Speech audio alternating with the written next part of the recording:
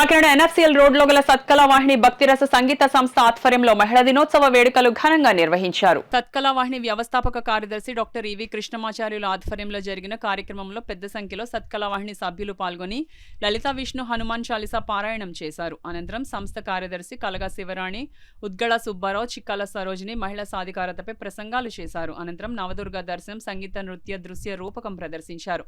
అనంతరం కార్యక్రమంలో పాల్గొన్న మహిళలకు సత్కారాలు చేసి జ్ఞాపికలు బహుకరించారు. ఈ కార్యక్రమంలో పెద్ద సంఖ్యలో మహిళలు పాల్గొన్నారు.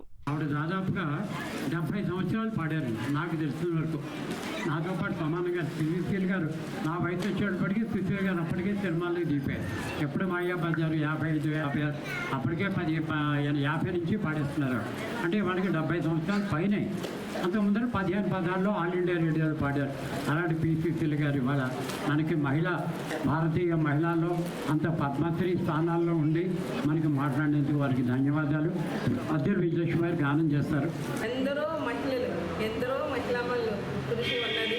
ఈరోజు కోట్ల విలువ చేసే ఈ సత్కళవాహిని భవనం, మరి ఇందులో కళాశాల, సంగీత కళాశాల, మంజరి కళాశాల, అలా ఆధ్యాత్మికమైన హనుమాన్ చాలీసాలు ఎన్నో కార్యక్రమాలు ఇక్కడ జరుగుతున్నాయి. అంటే ఇదంతా మహిళల యొక్క మరి గురువు యొక్క మన కృష్ణమాచార్య గారి ఆధ్వర్యంలో ఈ మహిళల్ని వెంటేసుకుని ఆయన ఎంతో పుణ్య కార్యక్రమాలు ఎన్నో చేశారు. మరి 12,000 హనుమాన్ చాలీసా యజ్ఞాలు కూడా మహిళలు వెంటేసుకుని ఆయన చేశారు.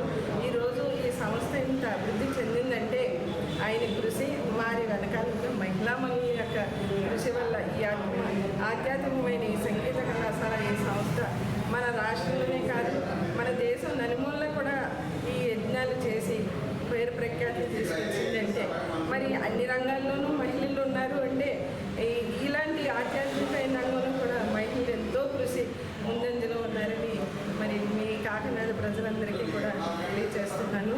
మరి దీంట్లో ముఖ్యంగా డాక్టర్ సరోజిని గారు, ఉద్గళ సుబ్బారావు గారు, వీరు సీనియర్స్. ఈ సంస్థ స్థాపించిన దగ్గర నుంచి కూడా వీరు ఈ సంస్థ కోసం కృషి చేస్తూ వారు ఆర్థికంగా కూడా ఎంతో సహాయం చేసి మూలాన్ని ఈ సంస్థ ఇలా నిలబడింది.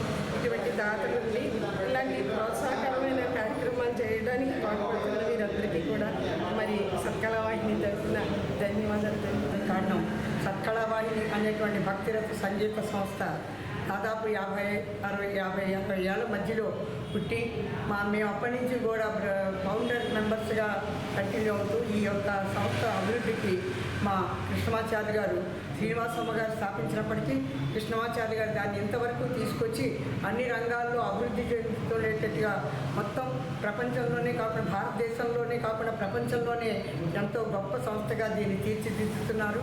దానికి కారణం ఈ మహిళా దినోత్సవం చేయడం అంటే సత్కళవాహినిలో చేయడమే చాలా ఆదర్శప్రాయమైంది.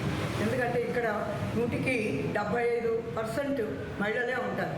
ఇంతమందిని ఏకతాటి మీద, ఏకమాట మీద, ఏకబాట మీద నడిపించి ఇన్ని సంవత్సరాలు నిరాటంకంగా జరిపిస్తున్నటువంటి కృష్ణమాచార్య గారికి మేము మహిళలందరి తరఫున కూడా మా కృతజ్ఞతలు తెలియజేస్తున్నాం.